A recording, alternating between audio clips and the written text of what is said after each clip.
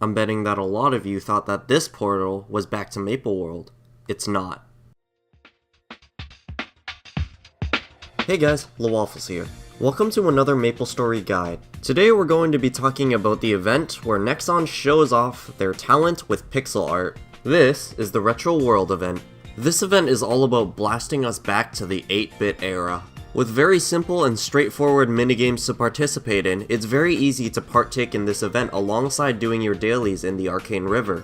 Taking a look at this shop, we don't really see that many things that are of note for established players. However, if you take a look at this shop from a new player's perspective, this event is extremely useful. The coins are not that hard to build up, and to top it off, we see a lot of items that are fit for new players, like the Retro World potions.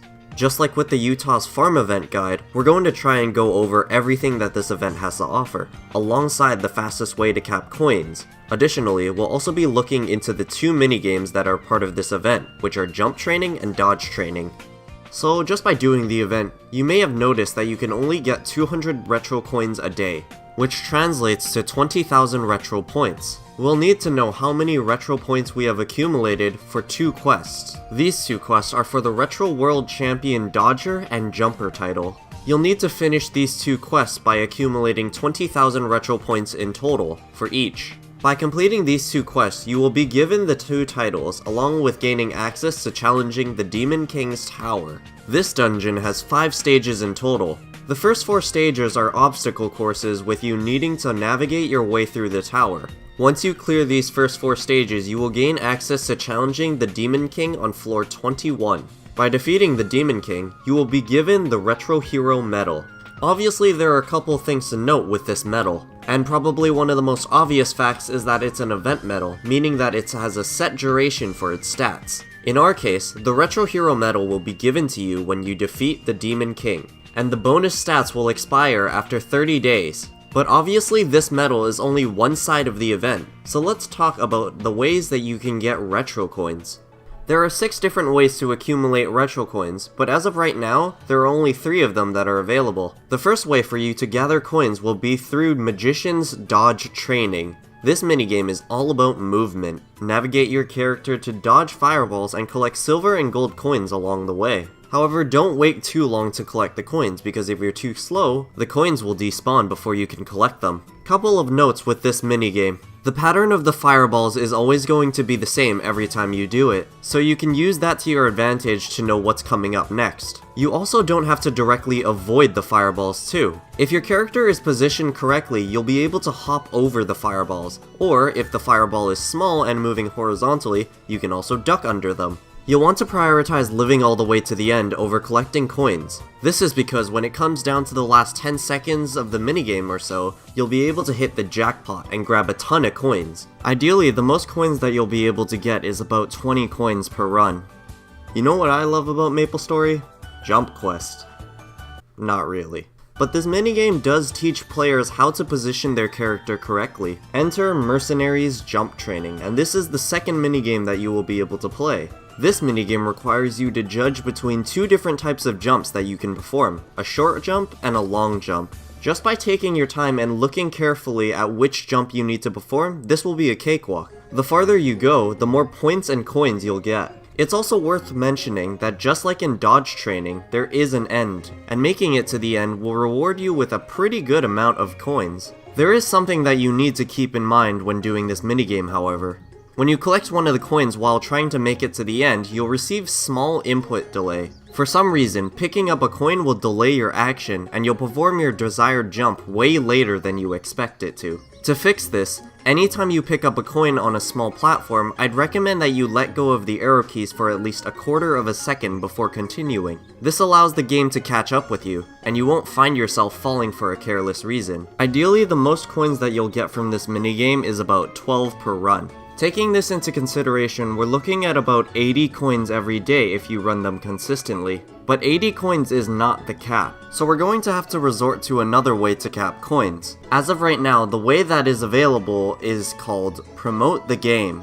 By accepting this quest, you'll be able to hunt monsters near your level for Retro World promo coupons. Their drop rate is definitely not common, but it's nowhere near Nodestone levels, so we're fine. Just like in Utah's Farm event, The more monsters we're able to eliminate, the faster we can collect coupons. You can collect up to 40 coupons a day, which is enough to get you to coin cap by itself. With a Frenzy Totem or Kishin and Drop Gear, it's very easy to finish this within 20 minutes alone. But you might be asking, if you can cap coins just by doing Promote the Game, why not just do the Promote the Game? Yes, this is true. Promote the Game is definitely going to be the ideal and most efficient way to cap coins. However, if you're wanting to go for the Retro Hero medal, you will need to gain access and conquer the Devil King's Tower. And to gain access to the tower, you will need to do the minigames for a couple of days. The way I recommend you to cap coins right now is to do the 2 minigames and then finish the rest with Promote the Game.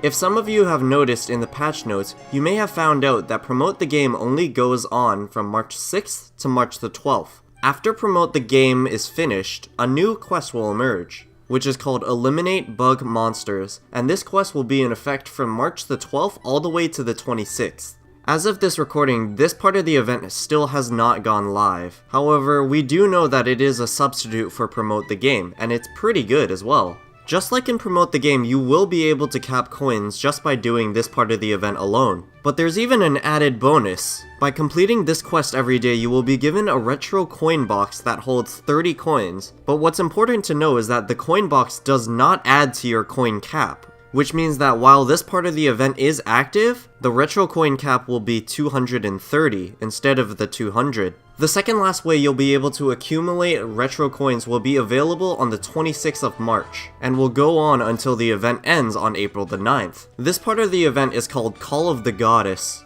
and just by reading the patch notes, it's obviously meant to be a substitute for Eliminate Bug Monsters, but what's even more obvious is how similar this is to Super Lucky Pig from the Utah's Farm event, so we can definitely assume that it's going to play out the exact same way that Super Lucky Pig did as well. Obviously, with how flashy the Pig's FMA was, we can definitely assume that we're in for a surprise when this part of the event goes live on the 26th. The last way we're going to be able to get coins is from the Demon King's Tower, and as of this recording, you should slowly be making your way to gaining access to this part of the event by doing dodge and jump training. This tower seems to have the same layout as the Tower of Oz. There are a total of 21 floors and there are 5 checkpoints. These checkpoints are located on floor 1, 5, 10, 15, and 20. You can also earn retro coins by eliminating monsters and opening treasure chests inside the tower. At the very top, on floor 21, we have the Demon King, and in all honesty, his attack patterns are very simple to understand. If you have a little bit of experience with fighting Lucid, this guy is definitely going to be a pushover. Even without bossing experience, his patterns are very simple to understand. And even if you fail the stage, well, practice does make perfect. I mentioned at the very beginning of the video that from a veteran player's standpoint, this event shop is actually pretty weak. There aren't that many items that have got players' attention, and the items that do have players' attentions are probably just the arcane symbols and nodestones. However, if you take a look at this event from a new player's point of view, this event is actually pretty nice.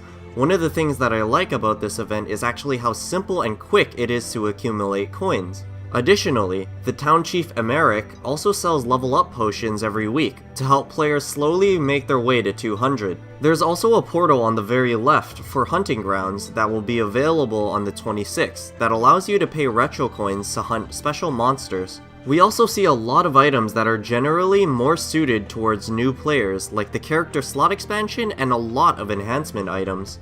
There's also going to be a double limit on retro coins every Sunday, but on March the 17th and April the 7th, we can see that there's going to be a 30% off for the shop. While this event is a throwback to the old 8-bit days, this event also is extremely helpful with improving on your basic controls in the game, which can prove extremely useful in the later stages of the game where movement and positioning is basically required in order to stay alive in boss fights.